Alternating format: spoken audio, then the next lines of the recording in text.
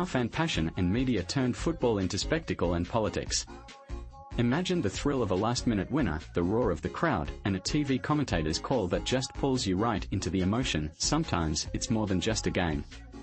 Take Thursday night's Manchester United v Lyon clash, for example, as United clawed back from a 6-5 deficit on aggregate deep into extra time. Robbie Savage and Rio Ferdinand doubled down on their passion. They weren't just observing, they were part of the story. As the camera zoomed in on a tearful young fan, Darren Fletcher's voice chimed in, promising to lift that kid's spirits with a United victory.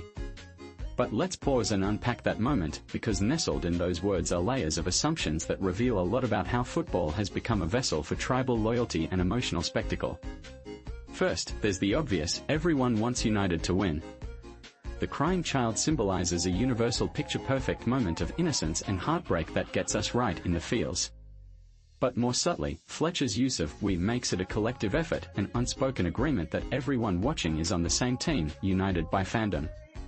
And then, there's a third layer: these commentators are not just narrators but active participants, rallying fans and stoking the flames of fervor, as United secure a stunning victory in the final moments. This isn't isolated. Savage and Ferdinand's full-throated cheers after the comeback reflect a broader trend, the blurring line between passionate fandom and media spectacle. Critics said their unabashed partisanship was over the top, yet the praise was just as loud.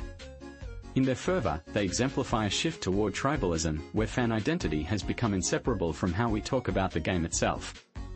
The landscape of football discourse has changed dramatically. Once upon a time, impartial analysis from ESPN legends like Carragher and Neville was the norm. Now, social media has turned personality and bias into spectacles. Laughing streams, goading rivals, and overt fan allegiance dominate the scene. Media outlets, from local papers to YouTube channels, filter everything through a pro-club lens, turning fans into brand ambassadors and referees into partisans based on birthplace or club allegiance. In this world, declaring yourself a football fan has gone from risky to venerable. It's now your badge of pride, granting authority to opinions, turning chants into civic virtues, and transforming stadiums into stages for performative identity. Any dissent, any critique, like questioning the ethics behind a club's sponsorship or scrutinizing the influence of money, can be met with suspicion or hostility. Introduce nuanced conversations about sports washing or exploitation, and suddenly, the entire system feels threatened. Even the innocence of a 4-year-old slipping into a Tottenham top during a family trip demonstrates how simple identity matters. When her dad warns her about potential reactions, she shrugs, "It doesn't matter what I wear," highlighting that sometimes, the purest understanding of loyalty is just about love, not labels.